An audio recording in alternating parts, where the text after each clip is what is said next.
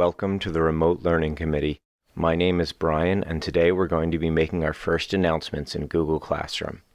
If you're new to Google Classroom, if you haven't already watched our videos introducing Google Classroom, setting up a Google Classroom, and adding people to Google Classroom, we encourage you to watch those first, so your classroom will look like ours.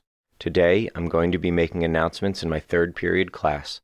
I select it by clicking on the class title.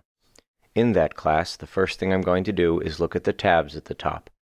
The Remote Learning Committee recommends that Stream be reserved for year-long announcements, not daily or weekly posts. So, we'll click on the Share Something with Your Class, where we'll welcome everyone to our class and direct them to the Classwork tab for assignments. Click Post, and you'll see that it is automatically added to the stream.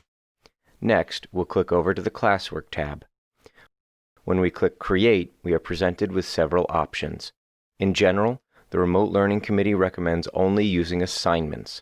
The advantage of assignments is that students can mark assignments as being done when they're finished.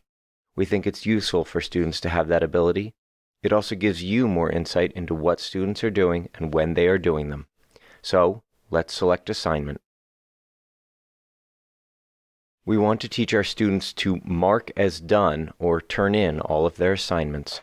So, this first assignment will simply have them press Turn In. In Title, we'll call it Mark as Done. In Instructions, we'll tell our students that they should please get in the habit of marking every assignment they've completed as done. They can do this by using View Assignment and selecting Mark as Done. If you'd like to see what this looks like from a student perspective, please view our video of that title. Now, we need to look at the right side of the screen.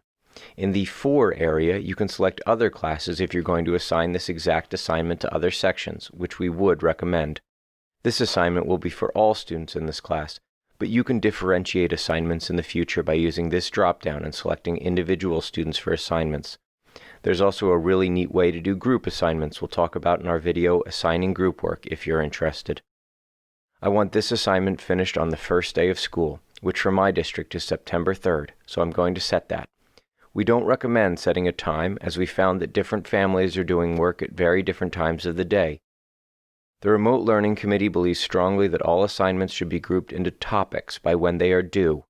So let's set up a topic for Thursday, 9/3/20. And we encourage you to use this format of day of the week followed by a numerical date.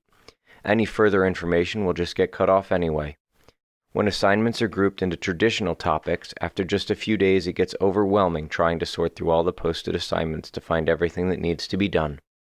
We talk about rubrics and originality reports in our video Grading in Google Classroom for Experienced Users. For now, leave them on their default settings. The last thing we need to do is look at the Assign drop-down. If we want to assign this right now, we can just click Assign. If you want to select when it should be assigned, you can select Schedule. It will allow you to specify the date and time that this assignment goes live for the students.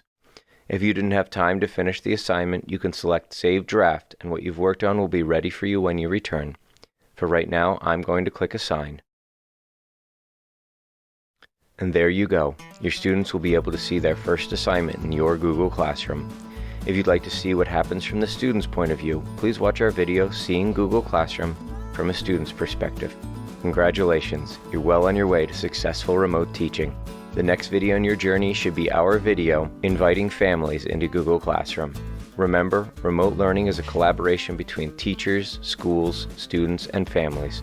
The Remote Learning Committee is honored you decided to invite us into your classroom's family. We hope to see you in another video real soon.